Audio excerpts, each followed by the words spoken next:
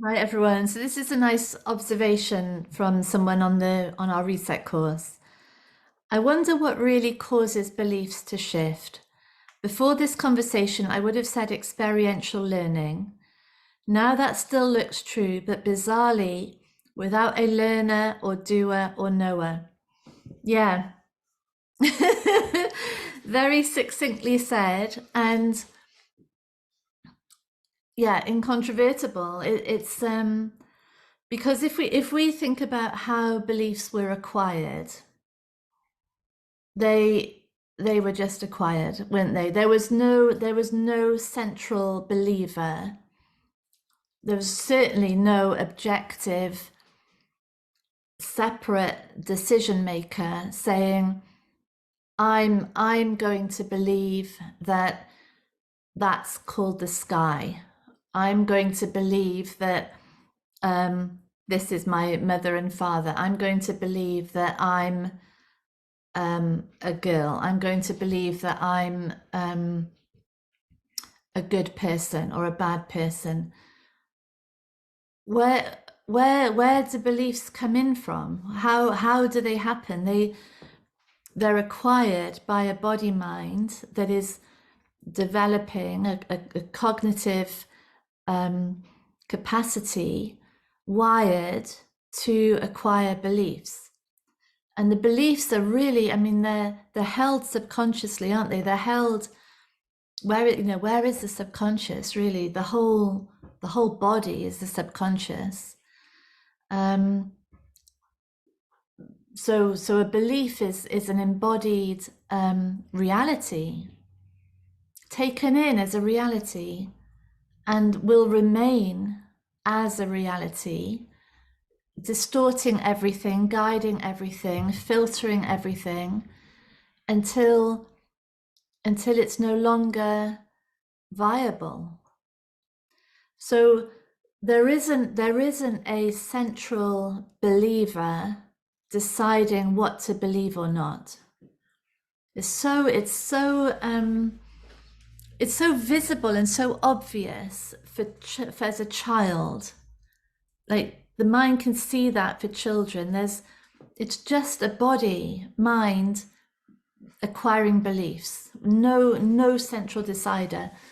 And yet as the conscious mind becomes more identified as that fixed idea, belief created idea of a central, separate, independent decision making me within the body mind, as that becomes more and more concrete, more robust, less and less questioned, now it looks like that is in charge of all beliefs.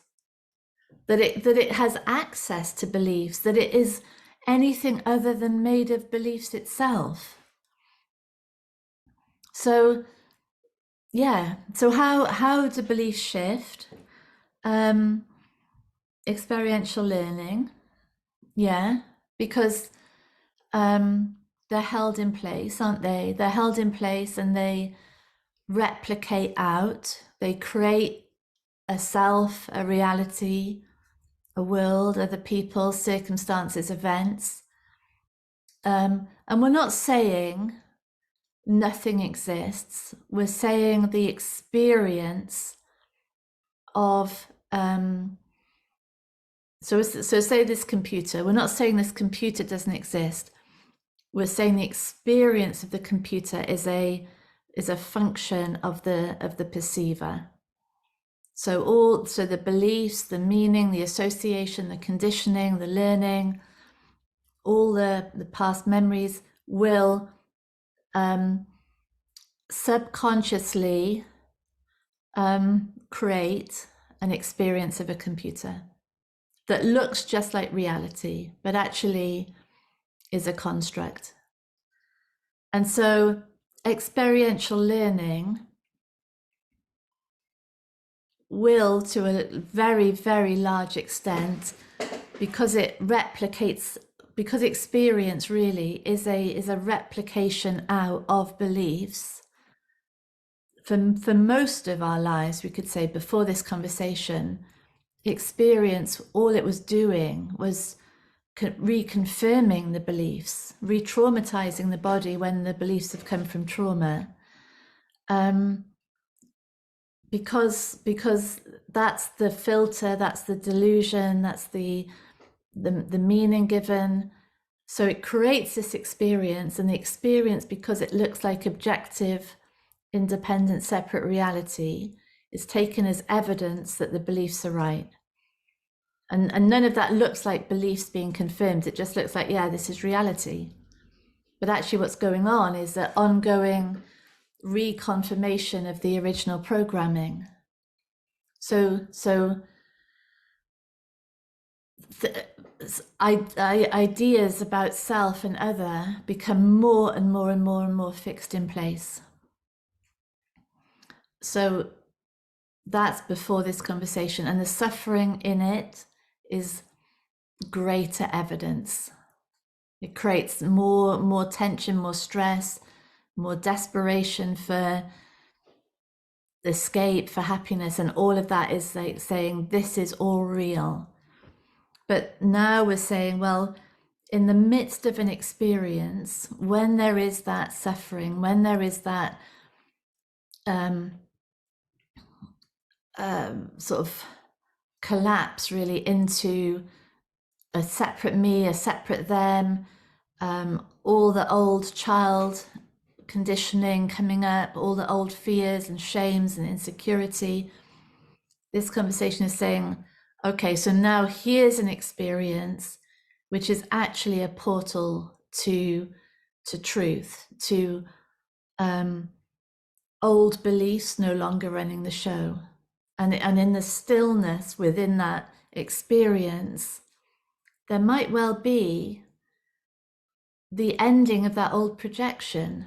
So say I've always believed someone hates me, and then I end up having to work with them, and all the time, you know, for years maybe this like image of this person and me and all the things, and on it goes. So there's like very concrete belief, and there's suffering. But now the suffering is saying, okay, let's really see what's going on here. The suffering is a sign to move deeper in. And so I might sit in a meeting with this person, feeling it all, like maybe there's jealousy, insecurity, shame, fear, feeling it all. And because there's just that stillness, because there isn't the fight and flight, there's not the resistance, the withdrawal, there's just stillness, there's just open curiosity. Who is this person? And what is this self that is in such protective mode? In that stillness, it's very possible, and in fact, it's the only place where it happens, that old projection runs out of steam. There's nothing, because the resistance is gone, because we're still in the situation rather than running away from it with the whole narrative still intact.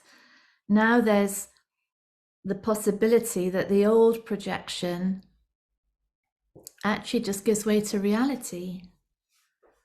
And now maybe there's just the reality of that other person with no beliefs about them, nothing distorting them. And maybe there's questions and conversation, maybe there's honesty, expression of our old fear and you know, emotional protection, what was going on. And now now where is that old self and that old other? The beliefs, that whole belief system is gone.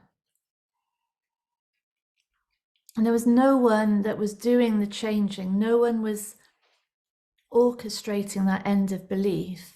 It was, in fact, it was in the absence of a believed me that has to be protected and upheld and made worthy. In the absence of that, there's just reality, and reality is the ending of untruth. So it's very powerful what this listener is saying, or this beautiful reset participant is saying. Experiential learning, but bizarrely without a learner or doer or knower. Yeah, that's how beliefs end. Thank you. Lots of love to you. Bye.